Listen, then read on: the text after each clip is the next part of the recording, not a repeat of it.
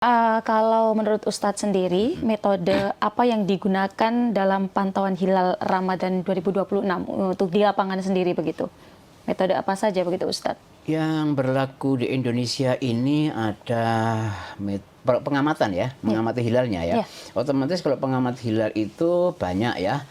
Namun metodenya ada yang dia itu menggunakan teleskop, ada yang cukup dengan mata, ada yang teleskopnya ini dipadu dengan kamera yang sudah astronomis dan modern sehingga dia bisa memotret sabit yang meskipun sangat mustahil dilihat dengan mata begitu. Nah, itu semuanya bisa kita terapkan karena kita yakin bahwa objek yang dimaksud itu adalah juga hilal itu sendiri ya. Hanya persoalannya kan ada yang mau menggunakan teknologi, ada yang tidak.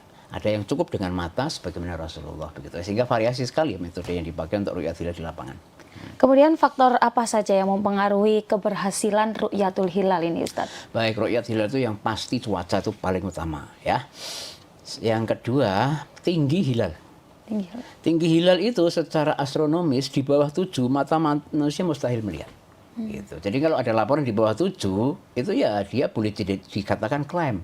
Artinya klaim itu mengaku saja, itu bukan hilal ya.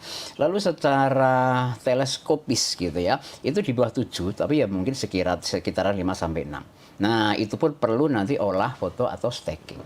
Sehingga kemungkinan hilal bisa dilihat itu satu, langitnya cerah. Yang kedua, tinggi hilal terus di atas 7, apalagi di atas 10 itu sudah otomatis mata manusia seluruhnya bisa melihat selama langitnya cerah gitu ya. Dan yang nggak kalah penting, ya harus dia ini punya pengalaman. Nah.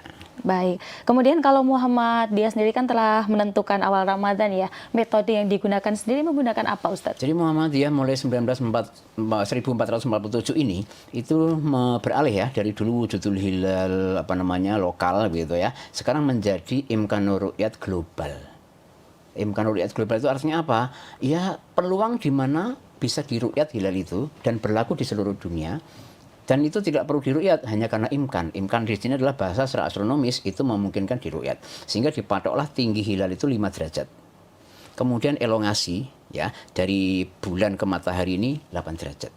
Sehingga bagi Muhammadiyah ketika kemudian sudah men-scanning seluruh wilayah di muka bumi ini menemukan satu titik, kebetulan untuk Ramadan di Alaska itu di atas 5 derajat. Elongasi 8 sudah dianggap di seluruh dunia ini sudah masuk tanggal 1. Itulah kalender Hijriyah global tunggal gitu ya. Oh ya, berarti kalau Muhammadiyah sendiri punya patokan yang ibaratnya kalau sudah satu ini tadi ada keputusan, ini seluruh dunia mengikuti. Betul, begitu ya. Muhammadiyah dimanapun itu ikut keputusan itu.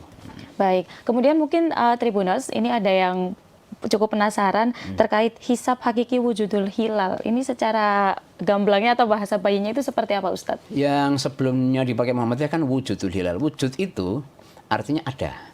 Hilalnya sudah ada. Dikatakan ada tadi dulu. Jadi dulu di Indonesia, seluruh Indonesia ya, wujudul hilal itu hanya berlaku di Indonesia. Pusatnya di Jogja. Oh, iya. Artinya kenapa pusat di Jogja? Saat itu perhitungan koordinatnya menggunakan Jogja. Masjid Agung itu ya, Kauman gitu ya, karena lahirnya Jogja di sana. Ketika dihitung ternyata satu syarat pertama sudah konjungsi.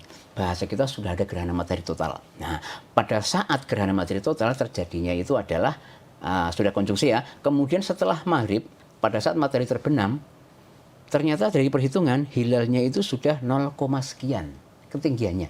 Tidak perlu 7, tidak perlu 10, 0, itu namanya wujud. Gitu. Jadi sudah konjungsi saat maghrib atau matahari terbenam, hilal itu di atasnya matahari atau di atas ufuk. Udah itu.